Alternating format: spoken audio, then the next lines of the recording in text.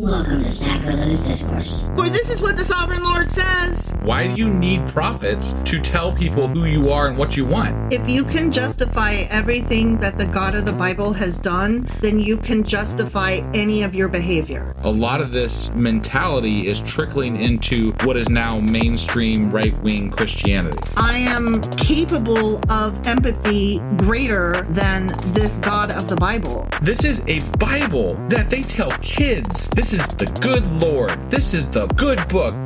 He is fantasizing about murder, mass murder.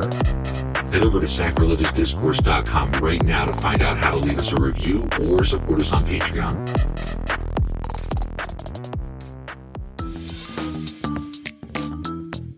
Hey there, sinners and saints. It's your favorite Bible-bashing duo from Sacrilegious Discourse, and we need your help. That's right, folks. We're raising funds for some heavenly equipment and a studio that doesn't sound like it's in the depths of hell. Our current setup, let's just say it's more apocalypse than audiophile. So if you want to hear us dissect the Bible without the background noise of demonic squirrels, chip in a few bucks. We're aiming for $5,000 to upgrade our audio and build a studio worthy of blasphemous banter.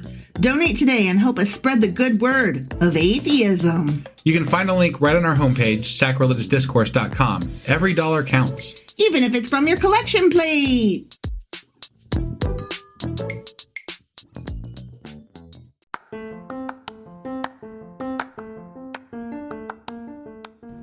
Welcome to Sacrilegious Discourse. I'm husband. And I'm wife. Together we're reading the Bible for the very first time.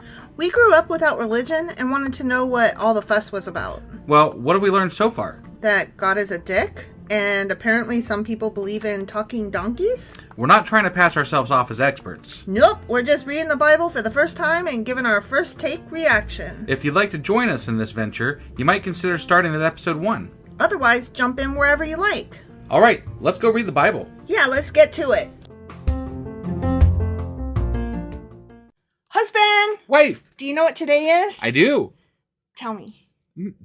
It's You don't want to sing it. Yeah, I don't want to sing it. Sacrilegious Book Club. Yeah, that's the one. Yeah. We are covering a treasury of Jewish folklore, stories, traditions, legends, humor, wisdom, and folk songs of the Jewish people. And so much more. Edited by Nathan Asubel. That's not. No. Okay. So that's what we're getting into today. We're going to cover the first part, which is Jewish salt. Got it. Jewish salt. Yeah. All right, let's do this. Okie dokie.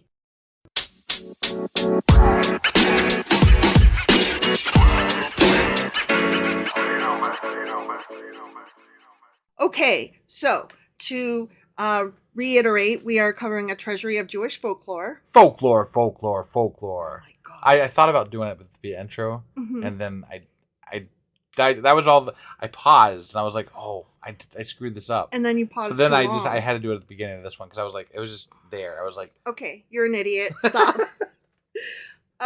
And the first section that we're covering is Jewish salt. And just to remind you what that means, there is a phrase called Attic salt I'd never heard of till I read this and had to look it up. right, And Attic salt is a poignant and delicate wit or a dry, shrewd, pointed, cutting, or subtle humor. yeah, And that's because in classical times, the word salt was a frequent metaphor for the word wit.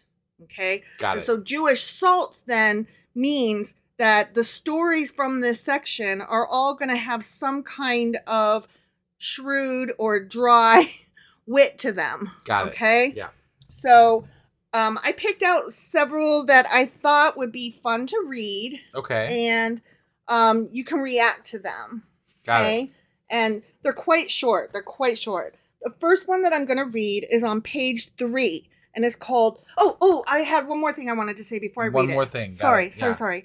Yeah. The other thing I wanted to say is that the majority of these came from the Agada, or there were a few that came from the Midrash. And both the Agada and Midrash are supplemental materials to the Talmud, which is the second law. Okay. As opposed to the first law being the books of Moses, or what we would call the Pentateuch. Yeah, I think we covered that in the first We did. one that the intro to this. Yes, I just Yeah. wanted to reiterate that that's where these stories came from. Got it. Okay? Got it. Okay, so page 3, a lesson in Talmud. Okay. Yep. One day, a country fellow came to his rabbi. Rabbi, he said, in the tongue-tied fashion of the unlettered in the presence of the learned, for a long time I have been hearing of Talmud. It puzzles me not to know what Talmud is. Please teach me, what is Talmud? Talmud? The rabbi smiled tolerantly, as one does to a child. Tolerantly. Yeah, as one does to a child. Right. You'll never understand Talmud. You're a peasant. Oh, Rabbi, you must teach me, the fellow insisted. I've never asked you for a favor. This time I ask. Please teach me. What is Talmud? Very well, said the rabbi. Listen carefully. If two burglars enter a house by way of the chimney and find themselves in the living room, one with a dirty face and one with a clean face, which one will wash? What? Which Okay. one will wash? Yeah, and I will pause here to let you answer. Two burglars enter a house by way of the chimney. So two burglars come in the chimney. Yeah. They find themselves in the living room. Okay. One's got a dirty face and one's got a clean face. Which one's going to wash their face? The one with the dirty face. Okay. The peasant thought a while and said, naturally, the one with the dirty face. That's what you said, right? You see, said the rabbi, I told you a farmer couldn't master Talmud. The one with the clean face looked at the one with the dirty face, and assuming his own face was also dirty, of course he washed it, while the one with the dirty face, observing the clean face of his colleague, naturally assumed his own was clean and did not wash it. I see. But we're not done. Again, it doesn't. I mean, you couldn't just put your hand on your face and be like, it's a thought question. I know. It's a parable. I got it. Okay. Again, the peasant reflected. Then, his face brightening, he said, Thank you, Rabbi, thank you. Now I understand Talmud. See, said the rabbi warily, it is just as I said. You are a peasant. And who but a peasant would think for a moment that when two burglars enter a house by way of the chimney, only one will have a dirty face? I thought we were doing biblical stories. Well, those are different sections. We're in the first section, which is Jewish salt. Okay. Which these are witticisms. Okay. I thought that was fun. That's fine. You didn't think it was funny? It is what it is. You didn't love it? No. Well, the next one is really short. It's called Bad Business. Okay. Okay? Mm-hmm. The evil spirit. Oh, page 7. Sorry. Bad Business, page 7. The evil spirit once came dejected before God and wailed, Almighty God, I want you to know that I am bored to tears. I go around doing nothing all day long. There isn't a stitch of work for me to do. I can't understand you, replied God. There's plenty of work to be done, only you've got to have more initiative. Why don't you try to lead people into sin? That's your job. Lead people into sin, muttered the evil spirit contemptuously. Why, Lord, even before I can get a chance to say a blessed word to anyone, he has already gone and sinned. What? Man sins before the devil even has a chance to do it. I got it. To help him along, you know. Sorry, yeah. Man is bad. I got it. Yeah, you weren't following. I was, yeah. You were bored. No, I missed the punchline. So there were like 5 sentences. How did you miss the punchline?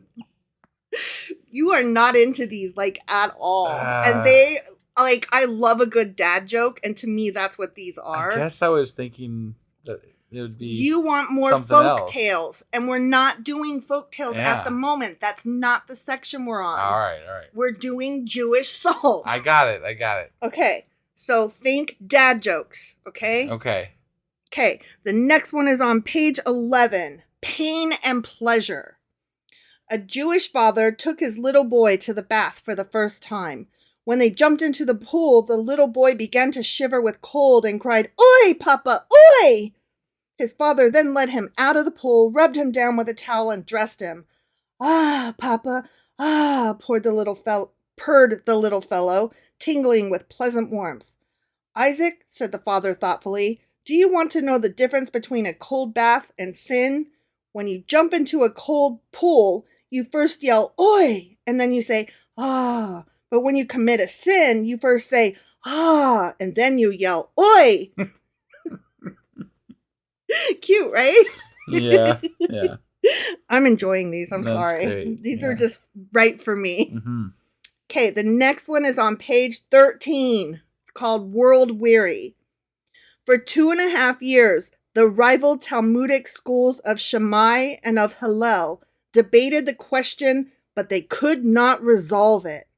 The adherents of Shammai argued that it would have been far better for man had he never been created. The followers of Hillel maintained that it was good that man had been created. Finally, both schools concluded their controversy in a compromise, that it would have been far better for man had he never been created, but since he is already here on earth, it is his obligation to make the best of it and live uprightly. Sounds good. That one was not a dad joke. That was Right. a witticism. Okay. Always do your best, guys, Yeah. with what you got. Right. Like, this is your lot in life, and you might as well give it your all. Mm-hmm. Okay? So, the very next one, same page, page 13, is truth in gay clothes. Gay in the happy sense of the Right, word, right. not the homosexual sense of the word. Right. For those who may not know that gay used to mean happiness and joy. Right. Like, Dom, we now are gay apparel. Right. Okay? The preacher of Dubno, Jacob Krantz, was once asked why the parable has such persuasive power over people. The preacher replied, I will explain this by means of a parable. I'm going to tell you about parables via parable. Okay. It happened once that Truth walked about in the streets as naked as his mother bore him. I call bullshit. Naturally, people were scandalized and wouldn't let him into their houses. Whoever saw him got frightened and ran away. And so, as Truth wandered through the streets, brooding over his troubles, he met Parable. Parable was gaily decked out in fine clothes and was a sight to see. He asked, Tell me, what is the meaning of all this? Why do you walk about naked and looking so woebegone? Truth shook his head sadly and replied, Everything is going downhill with me, brother. I've gotten so old and decrepit that everyone avoids me. What you're saying makes no sense, said Parable. People are not giving you a wide berth because you are old. Take me, for instance. I am no younger than you. Nevertheless, the older I get, the more attractive people find me. Just let me confide a secret to you about people. They don't like things plain and bare, but dressed up prettily and a little artificial. I'll tell you what, I will lend you some fine clothes like mine, and you'll soon see how people will take to you. Truth followed this advice and decked himself out in Parable's gay clothes. And lo and behold, people no longer shunned him, but welcomed him heartily. Since that time, Truth and Parable are to be seen as inseparable companions, esteemed and loved by all. I don't know about that, but You're not convinced? I'm not convinced. Okay. Okay, page 14, we're going to read, There are miracles and miracles. There's not miracles, and there's not miracles. Okay, but for the sake of this story, okay? Okay, all right. Okay. A Hasid had heard so much of the sanctity of a certain rabbi that he journeyed all the way from his village to the town where the great rabbi lived. What miracles has your rabbi performed? Inquired the visiting Hasid of one of the rabbi's disciples. Well, there are miracles and miracles, replied the disciple. Mm-hmm. For instance, the people of your town would regard it as a miracle if God should do your rabbi's bidding. We, on the other hand, regard it as a miracle that our rabbi does God's bidding.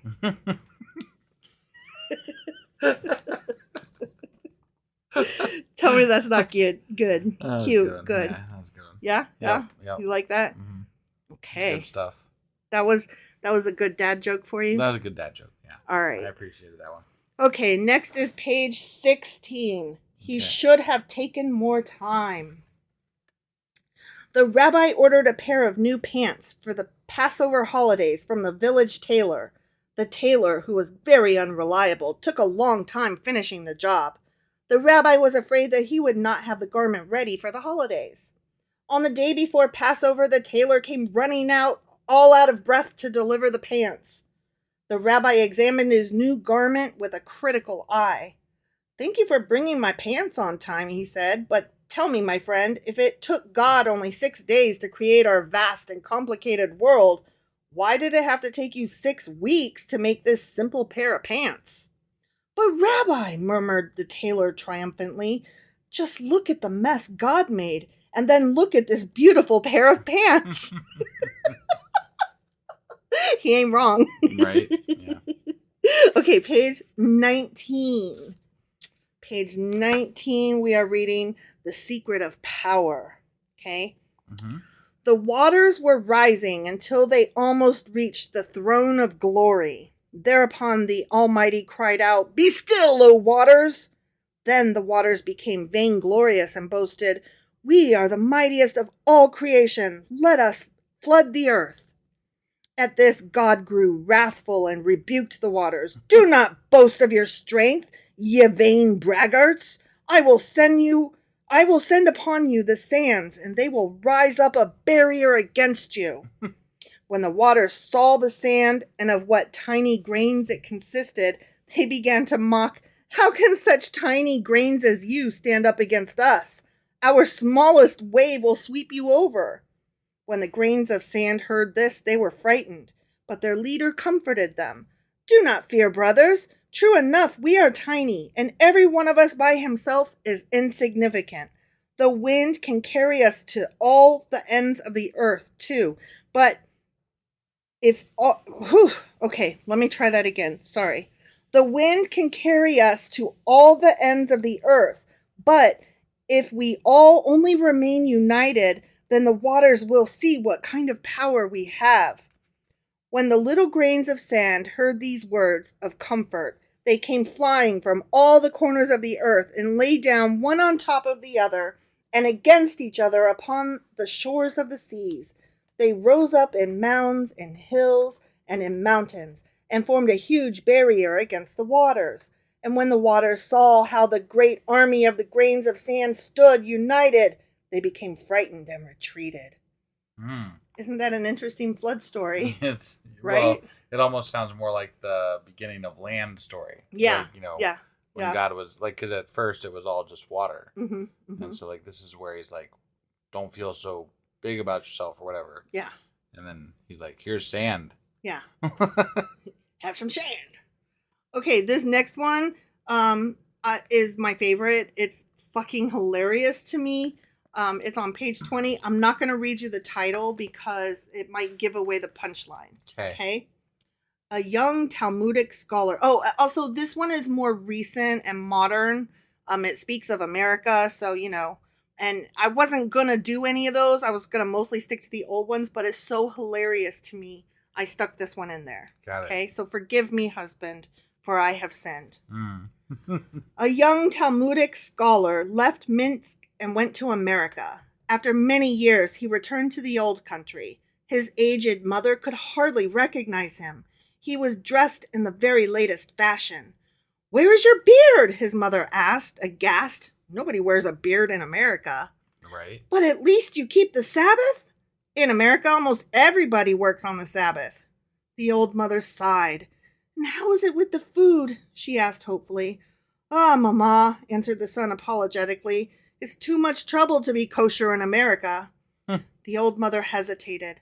Then, in a confidential voice, she whispered, "Tell your old mother, son, are you still circumcised?" I'm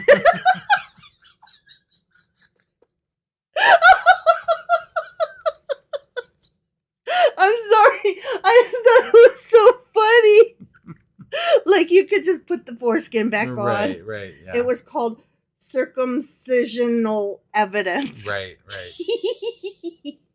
Oh, I'm just sorry you didn't like that one. No, it was all right. Well, that was the last one I'm going to read from this section. And so you could say I saved best for last. There you go. But the next section we will get into next week is part 2, Heroes. And there's a whole introduction to it. So I'm not sure if I'm only going to go over the introduction or if I'm going to do the introduction and read some. We'll see what happens, okay? Because it's also broken down into several parts. So we'll see what happens. Okay? But next week, Heroes. Sounds good. Okay. All right, we'll see you guys then. Bye. Oh, wait. What? What We'll be back. We got the weekly replay today. Yeah. And then we'll be back on Monday with... First Chronicles chapter 26. Yep. All right. We'll see you guys then. Bye.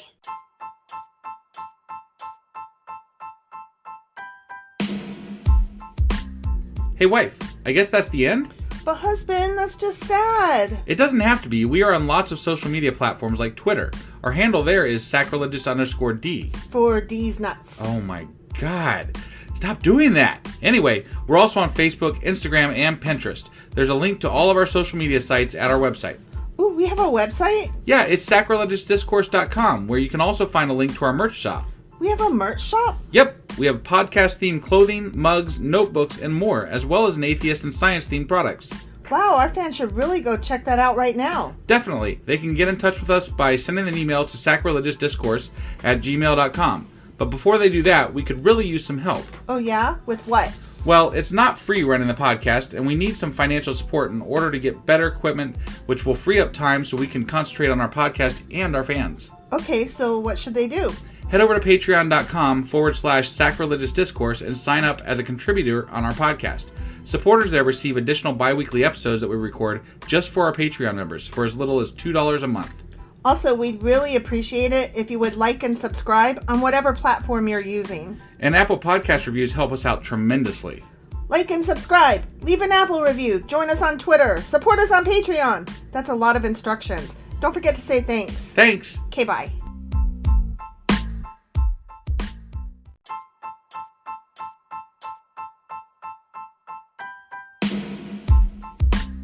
Hey, wife, I guess that's the end? But husband, that's just sad. It doesn't have to be. We are on lots of social media platforms like Twitter. Our handle there is sacrilegious_D. For D's nuts. Oh my God. Stop doing that. Anyway, we're also on Facebook, Instagram, and Pinterest. There's a link to all of our social media sites at our website. Ooh, we have a website? Yeah, it's sacrilegiousdiscourse.com, where you can also find a link to our merch shop. We have a merch shop? Yep, we have podcast-themed clothing, mugs, notebooks, and more, as well as an atheist and science-themed products. Wow, our fans should really go check that out right now. Definitely. They can get in touch with us by sending an email to sacrilegiousdiscourse@gmail.com. But before they do that, we could really use some help. Oh yeah? With what? Well, it's not free running the podcast, and we need some financial support in order to get better equipment, which will free up time so we can concentrate on our podcast and our fans. Okay, so what should they do? Head over to patreon.com/sacrilegious discourse and sign up as a contributor on our podcast. Supporters there receive additional bi-weekly episodes that we record just for our Patreon members for as little as $2 a month. Also, we'd really appreciate it if you would like and subscribe on whatever platform you're using. And Apple Podcast reviews help us out tremendously. Like and subscribe. Leave an Apple review. Join us on Twitter. Support us on Patreon. That's a lot of instructions. Don't forget to say thanks. Thanks. Okay, bye.